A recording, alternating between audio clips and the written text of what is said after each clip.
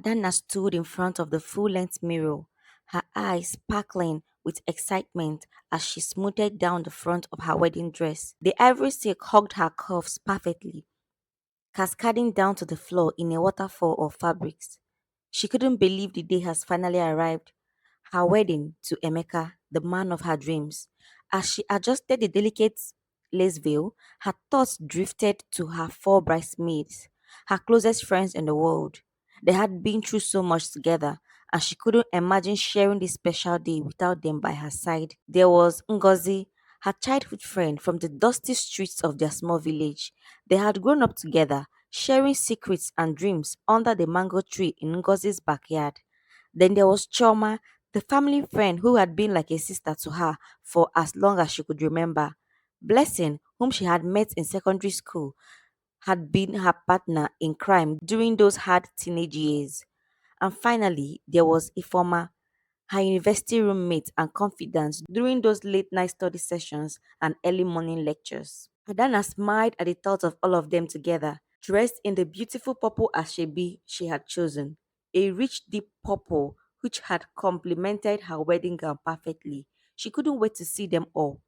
A soft knock on the door interrupted her thoughts. Come in, she called out, turning away from the mirror. Ngozi poked her head round the door, her eyes widening as she took in Adana's appearance. Oh, Adana, she breathed, stepping into the room. You look absolutely stunning. Adana beamed, turning around to show off the dress. Thank you. I can't believe it's finally happening. Where are the others? They are just finishing up their makeup, Ngozi replied, her smile not quite reaching her eyes. We will be ready soon. As Ngozi left the room, Adana couldn't help but notice a flicker of something in her friend's expression. Was it sadness? Regret? She shook her head, dismissing the thoughts. It was probably just nerves. After all, it was a big day for everyone. Little did Adana know that behind the smiles and congratulations, a storm was brewing. Her four friends, the women she trusted the most in the world, were harboring dark secrets and even darker intentions. Ngozi slipped out of Adana's room, her heart heavy with conflicting emotions. As she made her way back to the other bridesmaids, she couldn't help but recall the day Adana had asked all of them to be a part of her wedding. It had been a sunny afternoon, and Adana had invited them all for lunch at her favorite restaurant. They had laughed and chatted, catching up on old times and sharing their latest news. Then, with a gleam in her eyes, Adana had presented them each with a small, beautiful wrapped box. Opened them, she had urged them, practically bouncing in her seat with excitement. Inside each box was a delicate silver bracelet engraved with words, Will you be my bridesmaid? The other girls had squirted with delight, immediately agreeing and gushing over the beautiful jewelry. But Ngozi had hesitated just for a moment. It was enough for Adana to notice. Ngozi, Adana had asked, her face fluttering slightly. Is everything okay? Ngozi had quickly plastered on a smile, pushing down the twinge of resentment that had flared up inside her. Of course, she had exclaimed, slipping on the bracelet. I did be honored. Now, as she entered the room where other housemates were getting ready, Ngozi could see the same conflicted look mirrored on their faces. Shoma was the first to speak, her voice low and bitter. Did you see her? She looked like a princess. Blessing nodded, applying another layer of lipstick with more force than necessary. Of course she does. Adana always gets everything she wants. Ifoma, who had been quiet until now, suddenly slammed her hand on the dressing table. It's not fair. Why does she always get to be this lucky? The room fell silent as the four women looked at each other, years of pent up jealousy and resentment bubbling to the surface. Ngozi sank into a nearby chair, her mind welling with memories. She remembered how Adana had always been the star pupil in her village school, effortlessly acing every test, while Ngozi struggled to keep up. She thought of all the times Adana had been chosen for special honors or opportunities, always seeming to be in the right place at the right time. Choma's voice broke through her thoughts. Do you remember when we were kids and Adana's parents bought her that beautiful new bicycle? The one with sparkly streamers? The others nodded, lost in their own memories. I begged my parents for months to get me one like that, Choma continued, her voice thick with emotion. But they could not afford it. And there was Adana riding around the neighborhood like she was the queen of the world. Blessing chipped in, her eyes flashing with anger. It was the same in secondary school, oh. Remember when she won the national essay competition? The one that got her a scholarship to that fancy private school for our final year. Hmm. Ngozi nodded vigorously. And in university, she always had the best internships, the best grades. It's like everything just falls into her laps. The room was thick with tension as each woman recalled their own moments of envy and disappointment. They had all struggled in their own ways, working hard to achieve their goals, only to watch Adana seamlessly glide through life with ease. Ngozi stood up suddenly, pacing the room. And now this, she said, walking towards the door. A fairy tale wedding to a rich, handsome man. It's like she's living in a different world from the rest of us. The others murmured in agreement, their faces dark with resentment. Maybe, Ngozi said slowly, her voice barely above a whisper. Maybe it's time we did something about it. The room fell silent as the weight of her words sank in. They looked at each other, a silent understanding passing between them. Years of suppressed jealousy and bitterness had finally reached a boiling point. In that moment, something shifted. The bonds of friendship that had held them together for so long began to unravel, replaced by a darker, more sinister connection. As they finished their preparation, a plan began to form, a plan that would change everything. The weeks leading up to the wedding was a whirlwind of activity. Adana, blissfully unaware of the turmoil brewing among her bridesmaids, threw herself into the preparations with enthusiasm. She was determined to make every aspect of her wedding perfect, from the flowers to the music to the food. The engagement party was said to be a lavish affair held at Emeka's big estate on the outskirts of Lagos. As Adana and her bridesmaids arrived at the venue, they couldn't help but gasp at the sight before them. The gardens had been transformed into a fairy tale wonderland. Twinkling lights were strung between the trees, casting a soft glow over the manicured lawns. Elegant tables draped in crisp white linens were scattered throughout the space, each one adorned with elaborate floral centerpieces. A guitar played softly in the background, their melodies drifting in the warm evening breeze. Adana turned to her friends, her face radiant with happiness. Isn't this beautiful? She exclaimed, squeezing Ngozi's hands. I can't believe this is for all of us. The bridesmaids murmured their agreement, their smiles not reaching their eyes, as they followed Adana into the party, exchanging glances behind her back. Their earlier conversation weighed heavily on their minds. Emeka appeared at Adana's side, looking dashing in a perfectly tailored suit. He wrapped an arm around her waist, pulling her close. Welcome, my love, he said, planting a kiss on her cheek. And welcome to you all, he added, nodding at the bridesmaids. Please enjoy yourself. This night is as much for you as it is for us. As Emeka led Adana away to greet other guests, the bridesmaids found themselves alone. Choma was the first to speak, her voice low and urgent. Hmm. Did you see how he looked at her? Like she's the only woman in the world. Blessing nodded, her eyes narrowing as she watched the couple move through the crowd. It's even disgusting. What does he see in her anyway? Ifomas nodded, reaching for a glass of champagne from a passing waiter. Isn't it obvious? She's young and beautiful and comes from a good family. She's the perfect trophy wife. The women fell silent as they sipped their drinks. each lost in their own thoughts. The party continued around them, a swell of laughter, music, and congratulations. But for the four bridesmaids, it felt as though they were watching from behind a glass wall, separate and apart from the joy and celebration. As the night wore on, Adana found herself swept up in a whirlwind of introductions and conversations. She met Emeka's business partners, his extended family, and what seemed like half of Lagos high society. Through it all, she couldn't stop smiling, her happiness radiating from within. During a lull in the festivities, Adana managed to break away and rejoin her friends. Are you all having a good time? She asked, flushed with excitement. The bridesmaids nodded, forcing smiles into their faces. But Adana caught up in the magic of the moment. Didn't notice the tension in their postures or the tightness around their eyes.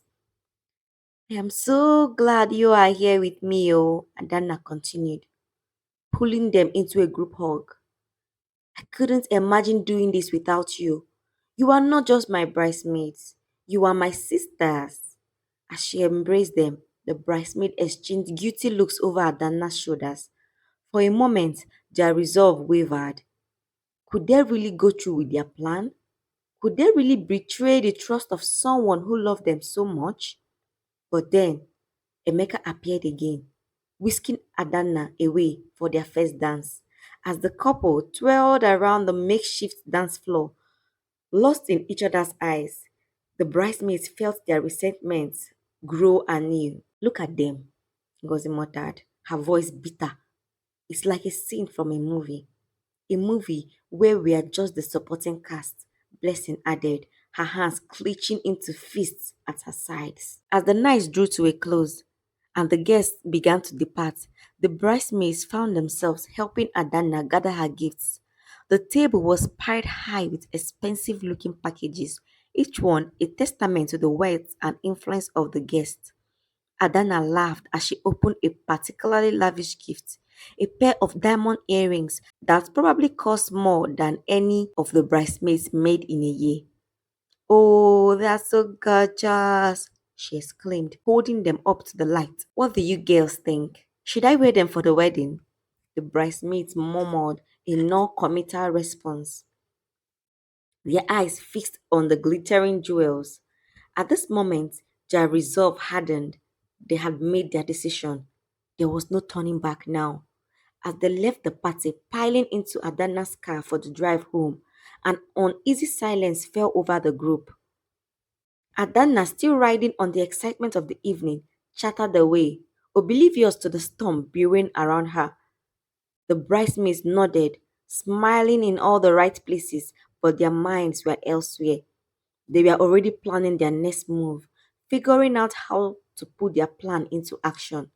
Little did Adana know that this engagement party, meant to be a celebration of love and new beginnings, had instead marked the beginning of the end. The wheels had been set in motion and nothing would ever be the same again. The weeks following the engagement party flew by in a blur of wedding preparations.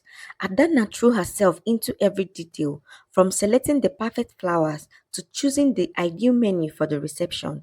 Her enthusiasm was infectious, and despite their misgivings, the bridesmaids found themselves caught up in the excitement.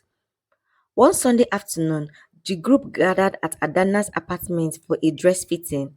The living room had been transformed into a makeshift bridal boutique with gowns and fabrics thrown around every available surface. Adana emerged from her bedroom, beautiful in her wedding dress. The ivory silk clung to her curves, the intricate beadwork catching the light with every movement. She turned in front of her friends, her face glowing with happiness. What do you guys think? She asked, smoothing down the front of the gown. Is it too much?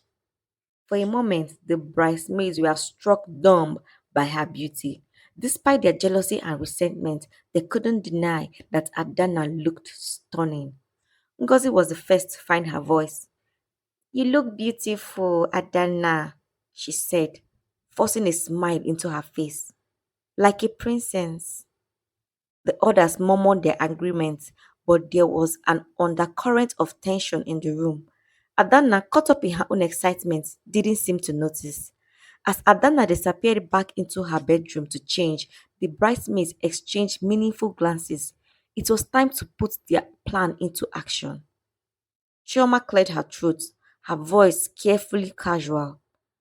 So Adana, she called out. Have you and Emeka set a date for the wedding yet? Yes, Adana's voice floated out from the bedroom. We are thinking about 3 months from now. Emeka says he can't wait to make me his wife. Blessing raised an eyebrow at the others before speaking.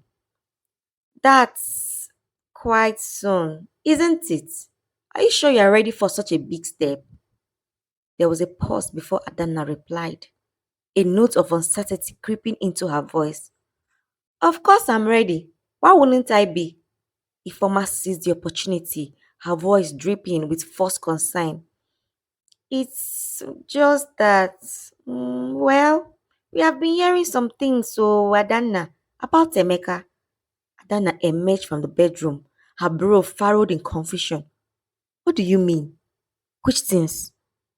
The bridesmaids exchanged glances, silently debating who would speak next. Finally, Ngozi took a deep breath and plugged in. Hmm, you're just worried about you, Adana, she said, reaching out to take her friend's hand. Emeka is, well, he's quite a bit older than you, isn't he? Adana pulled her hand away, her eyes narrowing. What does that have to do with anything? Age is just a number. Choma jumped in, her voice soft and persuasive. We know, honey, but sometimes with older men, well, they can have certain expectations. Are you sure you are ready for that kind of commitment? Adana's face clouded over, a mix of confusion and hurt, evident in her expression. What are you trying to say? Do you think Emeka doesn't really love me?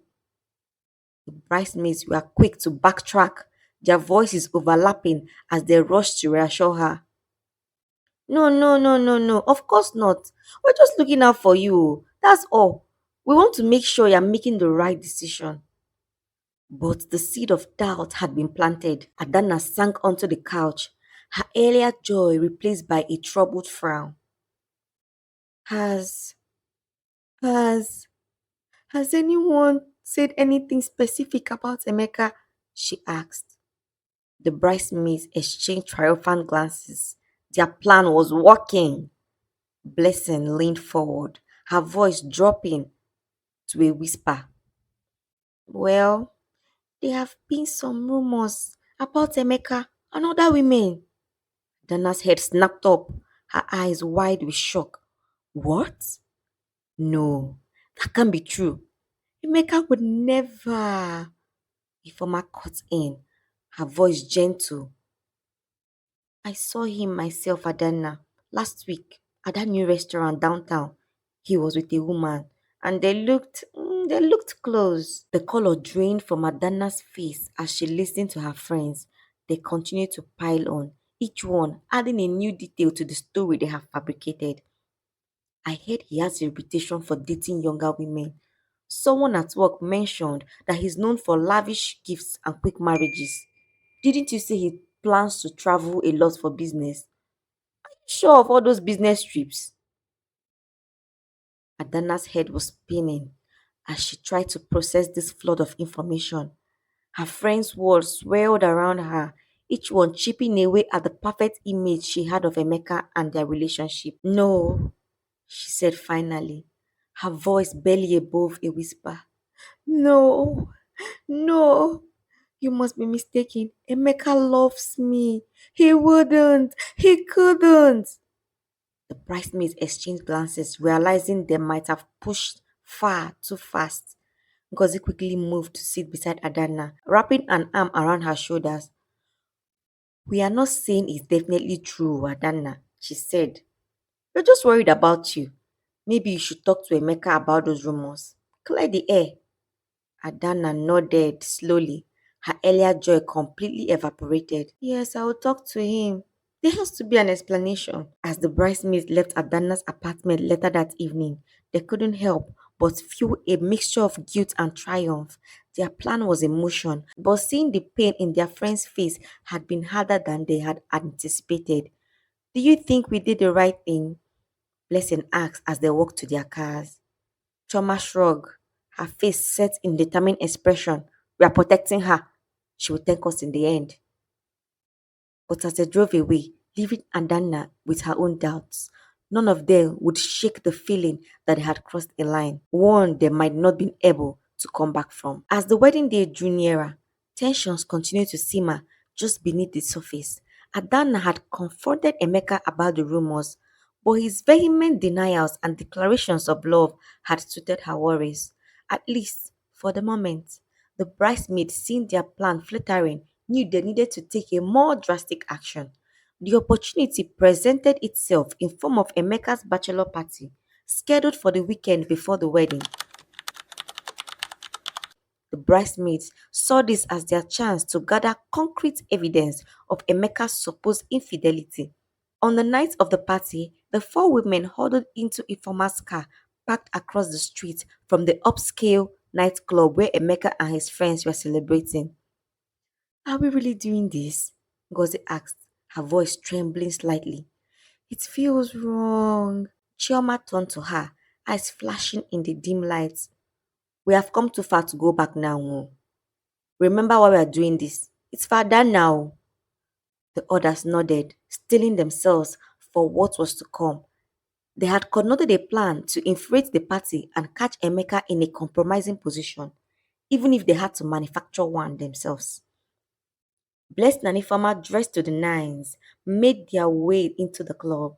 Their task was to get close to Emeka and his friends to observe and report back.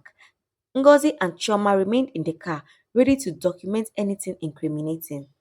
Inside the club, the music paused and the drinks flowed freely. Emeka was at the center of a group of friends, laughing and celebrating. Blessing and Ifeoma circled the place, watching and waiting for their moment. As the night wore on and the alcohol took its toll, Emeka became a bit tipsy, more free with those around him. The bridesmaids saw their opportunity. Ifeoma sided up to one of Emeka's friends, engaging him in a conversation while trying to maneuver him towards Emeka. Blessing, meanwhile, positioned herself nearby with her phone ready. In a carefully orchestrated moment, Ifeoma stumbled, sending Emeka's friends falling onto him. As Emeka reached to steady the man, Blessing snapped a photo. To the casual observer, it might have looked like an intimate embrace between Emeka and another man. Satisfied with their evidence, Ifeoma and Blessing made a quick exit from the club. They rushed back to the car, breathless with a mixture of excitement and guilt. Did you get it? Chioma demanded as they climbed into the back seat. Blessing nodded, pulling out her phone to show the others the photo. In the grainy, dimly lit image, it was hard to make out exactly what was happening, but it certainly didn't look innocent. This is perfect, Ngozi breathed, a hint of doubt creeping into her voice. But are we sure about this? It feels like we're crossing a line. Oh. The others turned to look at her, their faces a mix of determination and uncertainty. For a moment, silence filled the car as they each grappled with the weight of what they were doing.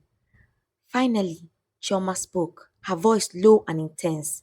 We have come this far. We can't back out now. This is for Adana's own good. She will thank us in the end. The others nodded slowly, pushing down their doubts. They had set this plan in motion and now they had to see it through to the end.